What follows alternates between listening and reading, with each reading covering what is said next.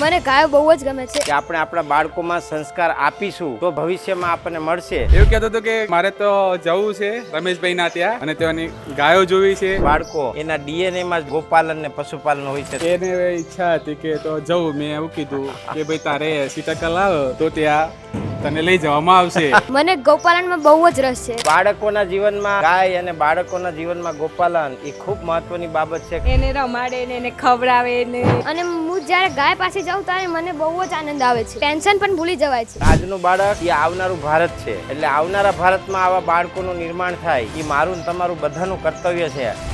જય ગૌ માતા, વંદે ગૌ માતરમ. મિત્રો, ખેડૂત પરિવાર હોય અને ગોપાલન અથવા પશુપાલન સાથે જોડાયેલા હોય અને એના બાળકો ઘણીવાર આપણે કહેતા હોય કે અમારો છોકરો બહુ ગાય પાસે રમે, બહુ ભેંસ પાસે રમે, તો એના સાયકોલોજીકલ એક રીઝન હોય. અને ખેડૂતોના બધાયના બાળકોમાં એવા ડોપામાઇન રિલીઝ થતા હોય કઈ પશુપાલન સાથે સતત જોડાયેલા રહીએ. એવું જ એક બાળક અમારી પાસે આવ્યા છે ગાંધીનગરથી. તમારું નામ શું છે ભાઈ? રાકેશભાઈ ચૌધરી પટેલ. હાલ ઘિયોડ તાલુકો જિલ્લો ગાંધીનગર. પોતે ચૌધરી પટેલ. અમારો મૂળ વ્યવસાય પશુપાલન અને ખેતી સાથે સંકળાયેલા છીએ. તમારા પપ્પા શું કરે છે? એ બધા ફેમિલી બેકગ્રાઉન્ડ? મારા ફેમિલીમાં અમારા ફાધર શિક્ષક છે. હા. અને અમારા બાપ દાદાનો ધંધો પશુપાલન અને ખેતી મેન. હા, બરોબર છે. પણ આ બે પેઢીથી બધા શિક્ષક બનવા માંડ્યા. હા, શિક્ષક પ્રત્યે અને શિક્ષણ પ્રત્યે થોડુંક વલણ વધારે હા થયું છે, એટલે થોડુંક વચ્ચે ઘટી ગયું પશુપાલન. એમ જીવનમાં પશુપાલનનું થોડુંક ઘટી ગયું છે. હવે ધીરે ધીરે એવું લાગે છે કે થોડુંક પશુપાલન તરફ લોકો ધીરે ધીરે હવે આ સમજ અને તે આગળ જાગૃતિ આવે એવું લાગે છે. પણ તમે અહીંયા શું શેના માટે આવ્યા? ફક્ત મારા બાળકનો એક પ્રેમ ભાવ હતો ગાયો પ્રત્યે, એટલે એવું એનું કહેવું હતું કે મારે ત્યાં જવું છે અને ગાયો વિશે થોડીક માહિતી લેવી છે. એટલે બાળકની એક ઈચ્છા હતી, એટલે અહીંયા એનો રસ પણ હતો. એવું કહેતો હતો કે મારે તો જવું છે રમેશભાઈના ત્યાં અને ત્યાં ગૌપાલન કઈ રીતે કરે છે અને ત્યાંની ગાયો જોવી છે. આ બધી એમની ડિમાન્ડ હતી, એટલે મારે એમને અહીંયા લાવવું પડ્યો. અને તેને ગાયોમાં બહુ જ અને વધારે પડતો રસ છે. સાથે શિક્ષણમાં પણ છે અને પશુપાલનમાં બંનેમાં. બહુ સરસ. શું કહેતો તો એ ચંપા હાલ તમે કહેતો હતા ને? હા, એને ઈચ્છા હતી કે તો જવું. મેં એવું કીધું કે ભાઈ તારે 80% લાવ તો ત્યાં તને લઈ જવામાં આવશે. 80% લાવ્યો એટલે 80 એટલે 79% લાવ્યો. એટલે કીધું ચાલો તારી હવે એટલે તમે એને લઈને આવ્યા? હા, લઈને આવ્યા. અને મેં કીધું હતું કે તારે 80% આવે તો 100% હું લઈ જઈશ અને ગાયો પાસે ને રમેશ દાદા પાસે લઈ જઈશ. અને તે 79% લાવ્યો. બહુ સરસ. એટલે એને ખબર નહીં, જન્મોના લાગણીના આગળના કર્મોના બંધનો હોય છે માણસના, એ વાત સત્ય છે.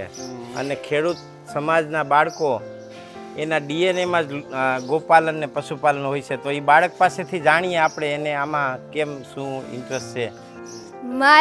તારું નામ શું છે? મારું નામ ભવ્ય છે. મને ગૌપાલનમાં બહુ જ રસ છે.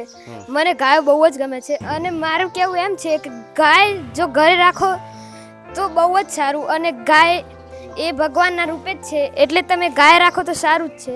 અને મને કેમ રસ પડ્યો તો મને દૂધ આ ગાયનું બહુ જ ભાવે. અને ગાયના દૂધથી આપણને પ્રોટીન અને બધા ઘણા બધા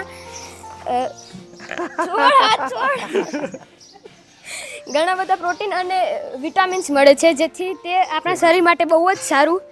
તેથી આપણે ગાયનું દૂધ પીવું જોઈએ, અને ખાસ કરીને તો ગીર ગાયનું દૂધ. કેવડી ઉંમર છે તારી?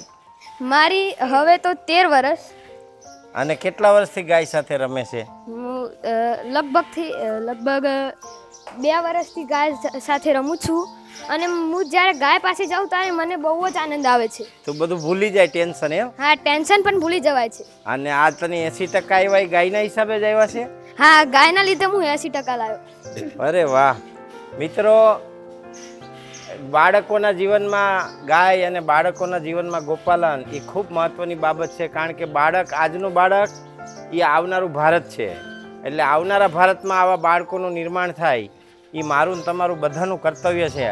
આવા બાળકોના બીજી તમારું બાળક શું કરે ગાય સાથે એક્ટિવિટી બીજી? હા, અમે હાલ ગાંધીનગર રહીએ છીએ પણ એ ઘરે આવે તો ગાય સાથે જ રમે છે ખાસ હા, કરીને. બહુ સરસ. હા, અને એને તમે એને ગાયમાં બહુ જ રોકતા રસ છે. નથી? ના, રોકવાનું નહીં એને કદી. બહુ સરસ. એને અમે ગીર ગાય લાયા છે એના માટે જ ઘેર. અરે વાહ, કેટલા વર્ષથી લાયા છો? હાલ 2 વર્ષ થવા ખૂબ ખૂબ ધન્યવાદ તમને. બાકીની એક્ટિવિટી ગાય સાથે શું કરે ઈ? એને રમાડે ને એને ખવડાવે ને એના સાથે એની છોડીને આખા ગામમાં ફેવડે છે. આવી વાછરી છે ને એને તો એને બધા લઈ જાય એને ફેવડે છે. મિત્રો, બાળકોને ગાઉ સંસ્કાર આપવા એ પણ જીવનની એક મૂડી છે. અને બધા પરિવારો બાળકોને ગાય સાથે રાખે. જાજુ નહીં તો અઠવાડિયામાં એક વખત ગાય સાથે બાળકોને ફેરવે, ગાય પાસે લઈ જાય. આ બધા ખૂબ જીવનના મહત્ત્વના પોઈન્ટ એટલા માટે છે કે આપણે આપણા બાળકોમાં સંસ્કાર આપીશું તો ભૂતકાળ ભવિષ્યમાં આપણને મળશે, નહીંતર પછી લુપ્ત થઈ જશે. એક વાત તો નિશ્ચિત છે કે તમે 5,000 કરોડનું કોમ્પ્યુટર લાવી મૂકો તો પણ ખાવાનું તૈયાર રોટલી અને શાક કોઈ દી કોમ્પ્યુટરમાં બનવાના નથી. એના માટે તો તમારે જમીન ઉપર આવવું જ પડશે, અને જમીન ઉપર આવશો એટલે ગાય, ગામડું અને ખેતી એ ત્રણેય વસ્તીની જરૂરિયાત રહેશે. હું શું કહેવા માગું છું? હું મારા જેવા નાના બાળકોને એ કહેવા માગું છું કે તમે અત્યારથી જ ગાયોને રમાડો અને તેના અહીંયા સૂર્ય કેતુ પર હાથ ફેરવો અને તમને જુઓ કે તમને કેવો આનંદ આવે છે. અને ગાય પાસે બેસો, મોબાઈલ ના જોશો, મોબાઈલ જુઓ પણ જ્યારે જરૂર પડે ત્યારે જ જુઓ. હું જોઉં છું પણ હવે બંધ કરી દીધો, કારણ કે હવે હું ગામડે રહેવા આવી ગયો છું. હવે થોડા દિવસો અહીં ફરીશ અને ઘરે જતો રહીશ. એટલે હું રડી જઈશ, કારણ કે મને ગાય જોડે બહુ જ ગમે. અને ઘરે જ ગાય, ગામડે જ ગાય છે. ગાય ગાંધીનગરમાં ગાય છે તો એ તો આ નસલની તો છે જ નહીં. એટલે તમે એને શાક રોટલી કેમ ખવડાવો છો? શાક રોટલી એનો ખોરાક છે જ નહીં. એનો ખોરાક છે ઘાસ અને બીજું કંઈક ખાવાનું. તમે એને ગોળ વધારે ખવડાવો જેથી તેનું પાચન તંત્ર વધે અને સારું થાય. ચાલો, બહુ સરસ. જય ગો માતા, વંદે ગો માતરમ.